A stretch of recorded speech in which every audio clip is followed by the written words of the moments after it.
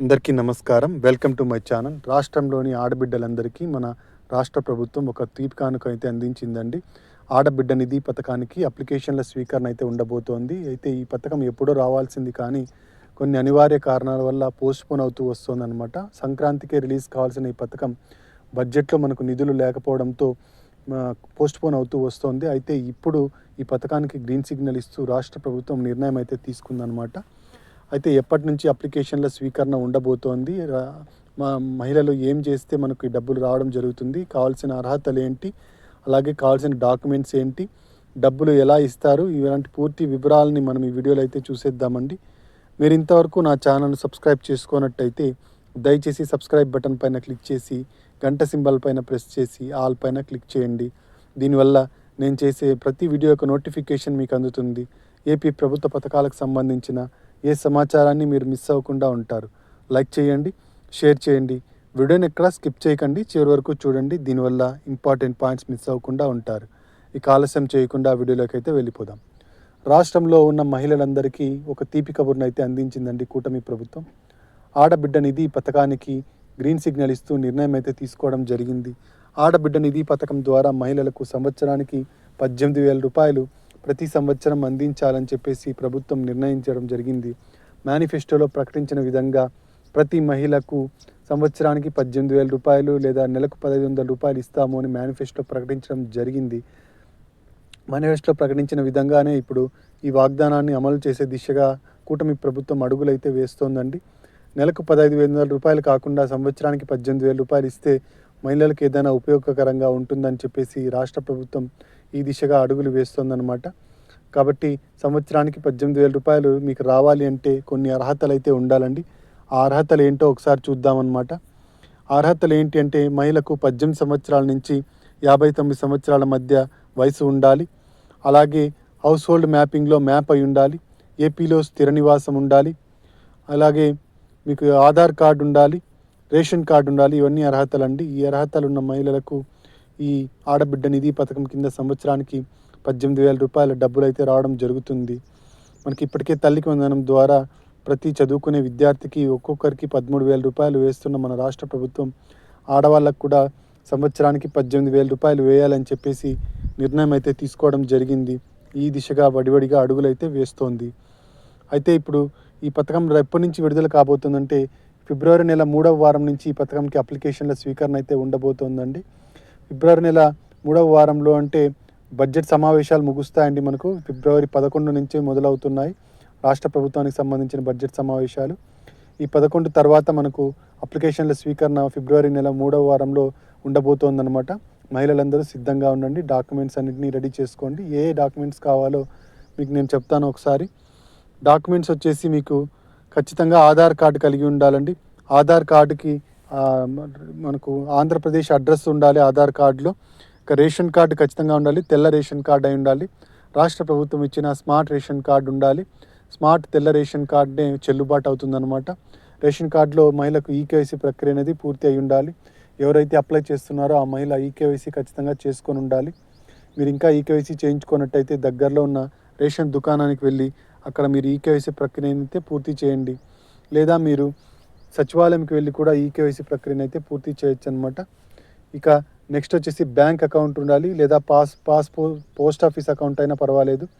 మనకు bank account కానీ post office account కానీ ఎన్పిసిఐ లింకింగ్ ఉండాలన్నమాట. ఎన్పిసిఐ లింకింగ్ అంటే national payment corporation of India linking అనమాట. అంటే ఇది మన ఆధార్ నెంబర్కి ఏ బ్యాంక్ అకౌంట్ అయితే లింక్ అయి ఉంటుందో ఆ బ్యాంక్ అకౌంట్కి డబ్బులు అయితే పడిపోవడం జరుగుతుంది. కాబట్టి డీబీటీ పద్ధతిలో డైరెక్ట్ బెనిఫిషియరీ ట్రాన్స్ఫర్ పద్ధతిలో డబ్బులు వేసిన వెంటనే మీ అకౌంట్లోకి చేరాలి అంటే మీకు ఎన్పిసిఐ లింకింగ్ ఉన్న బ్యాంక్ అకౌంట్ ఉండాలి. ఆ బ్యాంక్ అకౌంట్ ఖచ్చితంగా జిరాక్స్ కాపీ ఇవ్వాల్సి ఉంటుంది. ఇక క్యాష్ సర్టిఫికేట్, ఇన్కమ్ సర్టిఫికేట్ ఇవ్వాల్సి ఉంటుందండి. ఫోన్ నంబరు ఇవ్వాల్సి ఉంటుంది, ఒక వ్యాలిడ్ ఫోన్ నంబరు. అయితే దీనికి కులమత వాళ్ళకి సంబంధించి ఏమైనా ప్రాతిపదిక ఉందా అంటే లేదండి.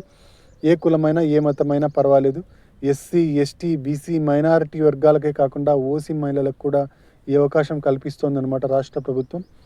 మహిళలందరూ దీనికి అర్హులేనండి. అయితే ఎన్టీఆర్ భరోసా పెన్షన్ తీసుకుంటున్న మహిళలు అంటే వితంతు పెన్షన్ కానీ, దివ్యాంగ పెన్షన్ కానీ, ఒంటరి మహిళా పెన్షన్ కానీ తీసుకుంటున్న వాళ్ళకు ఆల్రెడీ నెలకు 4,000 రూపాయలు పెన్షన్ వస్తూ ఉంటుంది. కాబట్టి మళ్ళీ ఈ పథకాన్ని అన్వయింపజేయడం సరిపోదు కాబట్టి, తగని పని కాబట్టి ఆ లబ్ధి వేరే వాళ్ళకి చేకూరిస్తే మంచిగా ఉంటుందనే ఉద్దేశంతో రాష్ట్ర ప్రభుత్వం వీళ్ళకి మాత్రం మినహాయింపు ఇవ్వడం జరిగింది. అంటే ఎన్టీఆర్ భరోసా పెన్షన్ ఎవరికైతే వస్తుందో వాళ్ళు ఈ పథకానికి అనర్హులండి.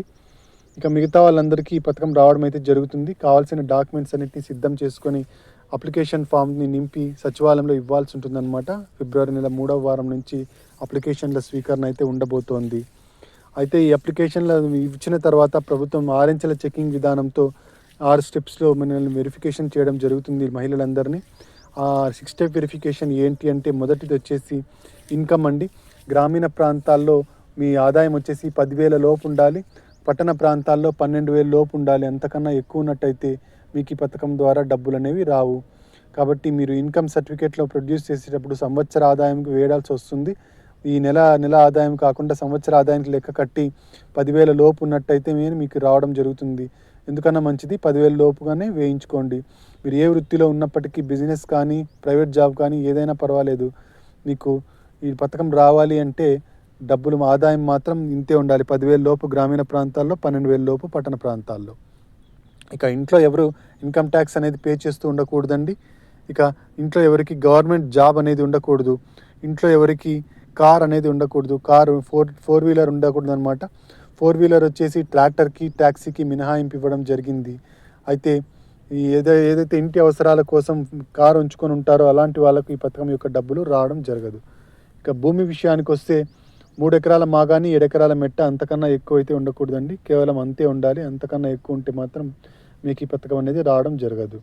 ఇక పట్టణ ప్రాంతాల్లో భూమి వచ్చేసి 1000 చదరపు అడుగుల కన్నా తక్కువే ఉండాలి, కానీ 1000 చదరపు అడుగుల కన్నా ఎక్కువైతే ఉండకూడదు. ఖచ్చితంగా మనకు అంతే ఉండాలి, అంతకన్నా ఎక్కువ ఉండకూడదు. ఇక చివరిది వచ్చేసి కరెంటు బిల్ అండి. కరెంటు బిల్ వచ్చేసి 300 యూనిట్ల కన్నా ఎక్కువ ఉండకూడదు. సంవత్సరానికి సంబంధించిన సరాసరి తీసుకోవడం జరుగుతుంది. సంవత్సరానికి సంబంధించిన ఈ సరాసరిలో 300 యూనిట్లు నెలకు కాలుతూ ఉన్నట్టయితే మీకు ఈ పథకం డబ్బులు రావడం జరుగుతుంది. అంతకన్నా ఎక్కువ అయితే మీకు ఈ పథకం డబ్బులు రావడం జరగదు. కేబినెట్ సమావేశంలో నిర్ణయం తీసుకోవడం జరిగిందండి. అతి త్వరలోనే ఈ ఆడబిడ్డ నిధి పథకానికి అప్లికేషన్ల స్వీకరణ ఉండబోతోంది.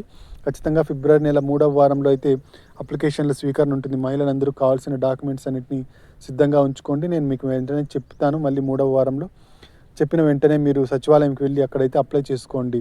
మీకు ఈ పథకం ద్వారా సంవత్సరానికి 18,000 రూపాయలు అయితే అందించడం జరుగుతుంది. ఇదండి మనకు ఆడబిడ్డ నిధి పథకానికి సంబంధించిన తాజా సమాచారం. మీరు ఇంతవరకు నా ఛానల్ను సబ్స్క్రైబ్ చేసుకున్నట్టయితే దయచేసి సబ్స్క్రైబ్ బటన్ పైన క్లిక్ చేసి గంట సింబల్ పైన ప్రెస్ చేసి ఆల్ పైన క్లిక్ చేయండి. దీనివల్ల నేను చేసే ప్రతి వీడియో యొక్క నోటిఫికేషన్ మీకు అందుతుంది. ఏపీ ప్రభుత్వ పథకాలకు సంబంధించిన ఏ సమాచారాన్ని మీరు మిస్ అవ్వకుండా ఉంటారు. లైక్ చేయండి, షేర్ చేయండి. మీరు ఇచ్చే ఒక లైక్, మీరు చేసే సబ్స్క్రిప్షను మాకెంతో ఎంకరేజింగ్గా ఉంటుంది. కింద హైప్ బటన్ ఉంటుంది. హైప్ పాయింట్స్ ఇవ్వడం మాత్రం మర్చిపోకండి. Thank you very much.